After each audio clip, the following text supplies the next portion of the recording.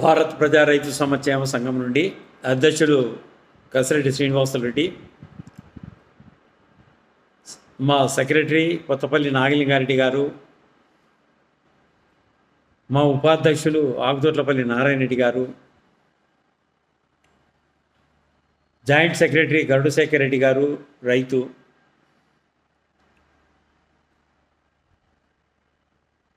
మరో vice president Basampalli Nagaraj గారు, go ఆధారిత వ్యవసాయం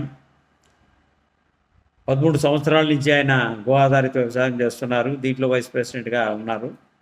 మరి గో ఆధారిత వ్యవసాయం మాస్టర్ గారు, మైలవరం మల్లారెడ్డి గారు రైతు, లాయరు, నోటరీ, ఇంకా ఎన్నో మంచి మంచి కార్యక్రమాలు చేస్తుంటారు. మనకు దీంట్లో ఆర్గనైజ్ సెక్రటరీగా ఉన్నారు. అదేవిధంగా ఎల్ఐసి చంద్రశేఖర్ రెడ్డి గారు ట్రెజరర్, రాఘవేంద్ర రెడ్డి గారు ఈసీ మెంబర్, సత్యనారాయణ రెడ్డి గారు ఈసీ మెంబర్, శివానందరెడ్డి గారు రైతు ఈసీ మెంబర్, శివారెడ్డి గారు నాగిరెడ్డిపల్లి ఈసీ మెంబర్, వెంకటరెడ్డి గారు రైతు ఈసీ మెంబర్ కొట్టాలపల్లి, శ్రీనివాసులు గారు రైతు ఈసీ మెంబర్, శివ గారు కాంట్రాక్టర్ ఈసీ మెంబర్, హనుమన్న గారు లాయరు ఈసీ మెంబర్. రైతులు, ప్రజలు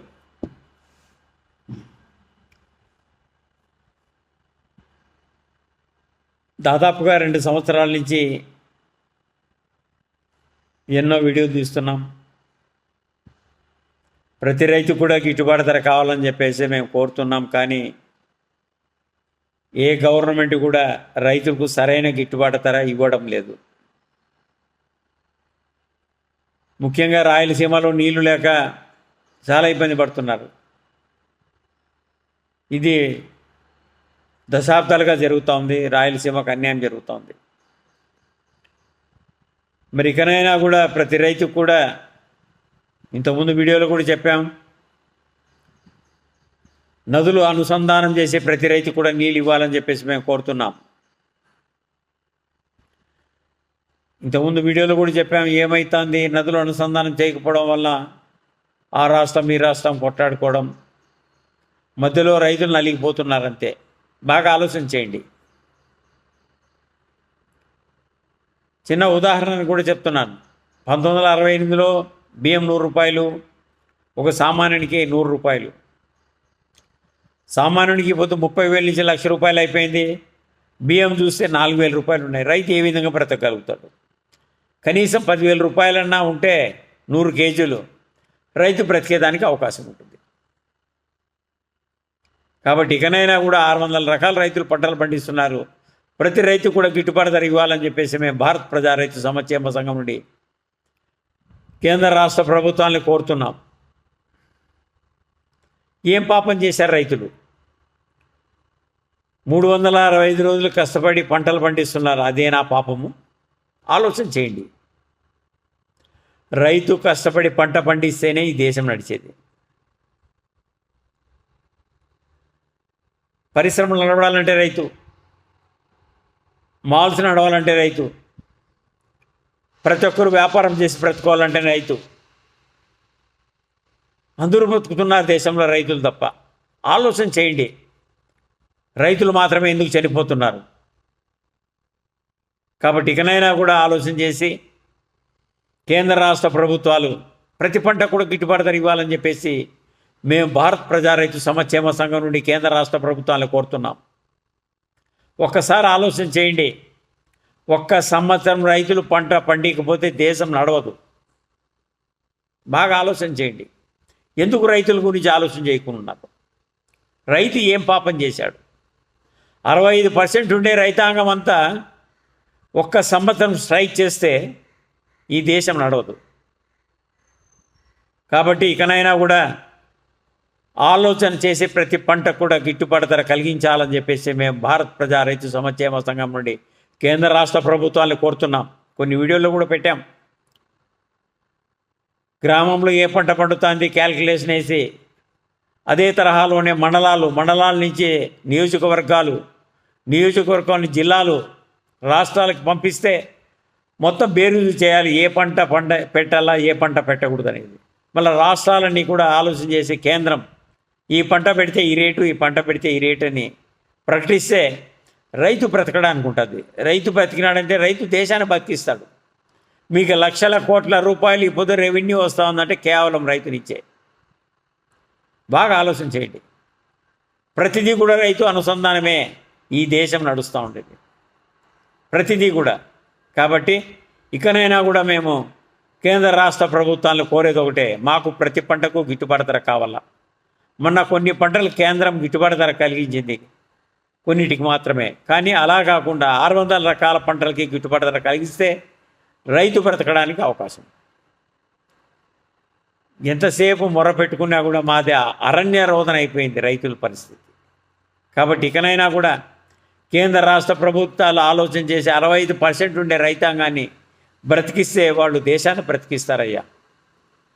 ఇకనైనా కూడా ఆలోచన చేసి ప్రతి పంట కూడా గిట్టుబాటు ధర కలిగించాలని చెప్పేసి కోరుతున్నాం. మార్కెట్ యార్డ్స్లో కూడా రైతు పండించిన పంటకు గిట్టుబాటు ధర కలిగించి అక్కడే కొని అక్కడే స్టాక్ పెట్టి మీరు మళ్ళీ అమ్మినారంటే రూపాయిది రూపాయి పావలా కంటే ఎక్కువ కాదు. కానీ రైతుల నుంచి బయటికి పోతేనే రూపాయిది 3 రూపాయలు అవుతుంది, 4 రూపాయలు అవుతుంది. మరి ప్రజలు నష్టపోతున్నారు, రైతు నష్టపోతున్నాడు, మధ్యలో దళారీలు వ్యాపారస్తులు మాత్రమే బతుకుతున్నారు. ఇకనైనా కూడా ఈ సిస్టాన్ని అమలు చేస్తే ఖచ్చితంగా కూడా రైతులకి మంచి గిట్టుబాటు ధర వస్తుంది, వినియోగదారులకు కూడా తక్కువ రేటు దొరుకుతుంది. ఇప్పుడు వ్యాపారస్తులు కూడా మేము లాభం తీసుకోదని చెప్పడం లేదు, 10 నుంచి 15% తీసుకోండి మీరు కూడా. కానీ కొంతమంది ఏం చేస్తున్నారు, స్టాక్ పెట్టేసి రూపాయిది 3 రూపాయలు 4 రూపాయలు అమ్ముతున్నారు. ఒకసారి ఇంతకుముందు చూశాను నేను, తెల్లగడ్డలు 60 రూపాయలు కొంటే మళ్ళీ 400తో కొన్నాను నేను. ఏ విధంగా రైతు కొనగలుగుతాడు? కాబట్టి గవర్నమెంట్ ఆలోచన చేసి ప్రతి పంటకు కూడా గిట్టుబాటు ధర కలిగించండి. మరి అదే తరహాలోనే మేము డిమాండ్ చేస్తున్నాం. అయ్యా 10 సంవత్సరాల నుంచి రైతు పొలాల్లో పనిచేస్తాడు, తేలనక పామనక దయ్యమనక భయ్యమనక.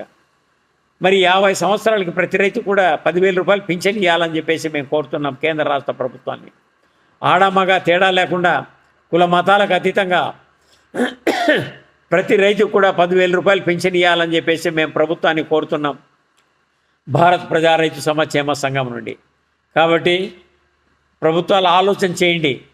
ఎంతసేపు తక్కువ పర్సెంట్ ఉండే వాళ్ళకి డబ్బులన్నీ ఇచ్చేసి 65% ఉండే వాళ్ళకి ఇవ్వకోకుండా రైతులు ఆత్మహత్యలు చేసుకుంటున్నారు. మొన్న నేను టీవీలో కూడా చూశాను, ఇంతకుముందు టీవీలో కూడా వీడియోలు కూడా చెప్పాను. రోజుకి 48 మంది చనిపోతున్నారు.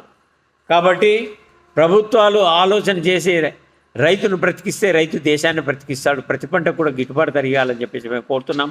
అదే తరహాలోనే నదులు అనుసంధానం చేసి ప్రతి రైతుకు నీళ్ళు ఇవ్వండి. కనీసం ఈ 4-5 సంవత్సరాల్లో ఉన్న ప్రభుత్వాలు ప్రతి రైతు కూడా నీళ్ళు ఇవ్వాలని చెప్పేసి మేము కోరుతున్నాం. రైతులకు భరోసా ఇవ్వండి ముందు కేంద్ర ప్రభుత్వం. కాశ్మీర్ నుంచి కన్యాకుమారి వరకు రైలు ఏ విధంగా నడుపుతున్నా అదే తరహాలోనే మేము నదులు అనుసంధానం చేసి ప్రతి రైతు కూడా నీళ్ళు ఇస్తామని చెప్పి మీరు ఒక హామీ ఇస్తే, ప్రతి పంట కూడా గిట్టుబాటు ధర ఇస్తామని హామీ ఇస్తే రైతు ఉత్సాహంగా పంటలు పండిస్తాడు. మరి అదే తరహాలోనే దేశానికి రెవెన్యూ కూడా పెరుగుతుంది, ఎంతో ఎక్స్పోర్ట్ పోతుంది, దాని నుంచి ట్యాక్స్ వస్తూ ఉంది. ప్రతి పంట నుంచి ట్యాక్స్ ఎన్నో రకాలుగా వస్తూ ఉంది. ఇప్పుడు మిల్లర్లు బ్రతకాలంటే రైతే, ట్రాన్స్పోర్ట్ నడవాలంటే రైతే, మాల్స్ నడవాలంటే రైతే. దేశంలో ప్రతి ఒక్కరూ బతుకుతున్నారు. కనీసం ఇడ్లీలు అమ్ముకునేవాడు కోట్లు సంపాదిస్తున్నాడు, వడలు అమ్ముకునే వాళ్ళు బాగుంటారు, ఓలిగలు అమ్ముకునే వాళ్ళు బాగుంటారు. రైతు పరిస్థితి చాలా దుర్భరంగా ఉంది. మరి ఇకనైనా కూడా ఆలోచన చేసి మరి అదే తరహాలోనే మేము డిమాండ్ చేస్తున్నాం, ఉపాధి హామీ పథకాన్ని రైతులకు అనుసంధానం చేయండి. దీనివల్ల రైతు కూలీలతో ఇబ్బంది లేకుండా పంట పెట్టుకోవడానికి అవకాశం ఉంటుంది. కూలీలు పుట్టక గడ్డి మందు కొడితే భూమి నాశనం అయిపోతుంది. చాలామంది ఇదే పని చేస్తున్నారు. కాబట్టి ఫర్టిలైజర్స్ కూడా ఇష్టం వచ్చినట్లు తయారు చేయకపోకుండా క్రమ పద్ధతిలో ఒకే రకంగా మందు తయారు చేస్తే, ఇంతకుముందు వీడియోలో కూడా చెప్పాను, రైతులు దెబ్బతీయడానికి అవకాశం ఉండదు. కాబట్టి ఇకనైనా కూడా కేంద్ర రాష్ట్ర ప్రభుత్వాలు ఆలోచన చేసి ప్రతి రైతుకు నీళ్ళు ఇవ్వాలి, ప్రతి రైతుకు గిట్టుబాటు ధర కల్పించాలి. అప్పుడే రైతులు బాగుపడేదానికి అవకాశం ఉంటుంది, దేశం కూడా బాగుపడేదానికి అవకాశం ఉంటుంది. కాబట్టి ఇకనైనా కూడా కేంద్ర రాష్ట్ర ప్రభుత్వాలు ఆలోచన చేసి ప్రతి పంటకు గిట్టుబాటు ధర కలిగించాలి, ప్రతి రైతుకు నీళ్ళు ఇవ్వాలని చెప్పేసి కేంద్ర రాష్ట్ర ప్రభుత్వాలు మేము కోరుతున్నాం. ఇట్లు భారత్ ప్రజా రైతు సంక్షేమ సంఘం, రైతులు, ప్రజలు, ఇట్లు మీ కసిరెడ్డి శ్రీనివాస్ రెడ్డి.